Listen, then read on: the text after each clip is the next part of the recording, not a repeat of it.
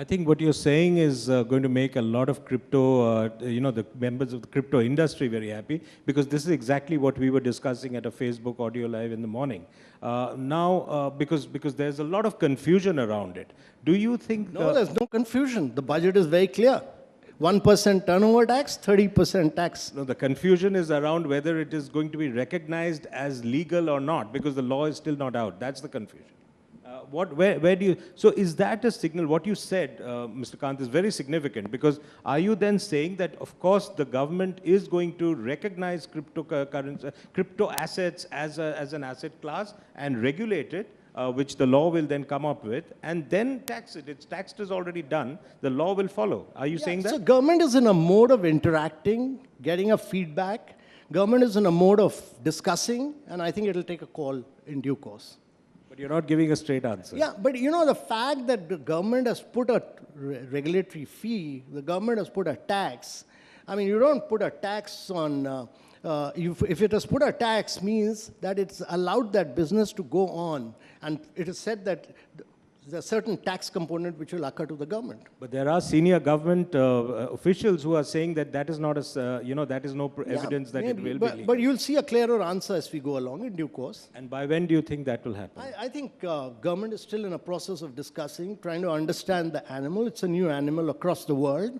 A lot of new aspects of it are emerging on a daily basis abroad. I mean, you have NFT, you have many other new versions of things happening. I think we should look, my belief always is that you should do regulation with an innovation bias. We need to do regulation with a light touch.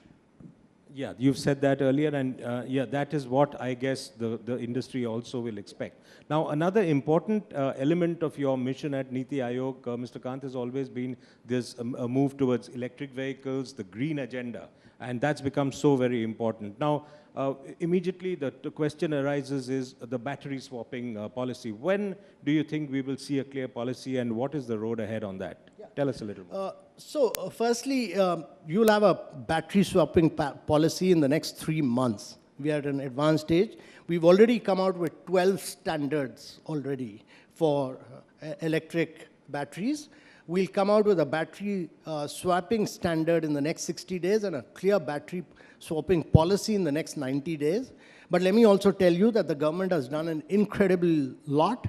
On electric vehicles. The Prime Minister had launched the MOVE Summit, and since then, we've restructured the FAME2 scheme, which has enabled electric two-wheelers and three-wheelers to become cheaper than combustion vehicles. So all the vehicles that are being now purchased are two-wheelers, three-wheelers, are all electric. We floated the biggest tender for electric buses for about close to 5,500 electric buses for 9 cities. And we've put out about 5,800 electric chargers are already operational.